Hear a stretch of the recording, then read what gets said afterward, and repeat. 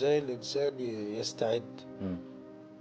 بعد الكلية. انا مش مع الوضع ده، انا مع انه من قبل الثانوي ينزل يحتك بالسوق وبالعالم.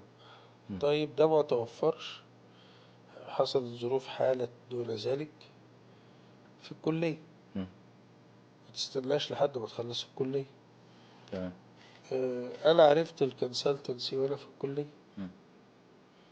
كانت حاجة مش نادرة، حاجة تكاد تكون معدومة مش موجودة. لحسن حظي إنه زي أي شاب بيدور على شغل، لقيت الشغل في ميدان لبنان. شركة كان صاحبها أردني كندي، مم. وكان فاينانشال ادفايزر. وبعدين بدأت الموضوع ده يعتبر من 98 مثلا. مم. يعني ما ده السؤال برضو. ف هكمل اه. لحضرتك.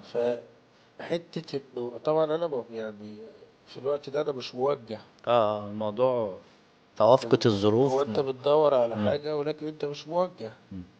لكن أنا بتكلم على اللي زي حضرتك، اللي اه. زي اللي هو هيبقى عنده ولد أو هيبقى موجه بقى، هيشتغل على عياله بتوجيه، اه.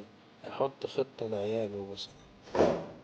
زي أي شيء، زي أي فاميلي بيزنس بيهتم بالجيل التاني والتالت والرابع، وبيحط حوكمة من البداية ويدرب الأولاد عشان خاطر يجوا يتولوا المسؤولية. فمش محتاجة تكون فاميلي بيزنس، مم. هي محتاجة تكون فاميلي بس الأول، أوير بإنه الشخص ده ينفع في المستقبل يكون بيزنس أونر، مم. أو نحاول معاه عشان نستكشف إذا كان هو كده ولا لأ.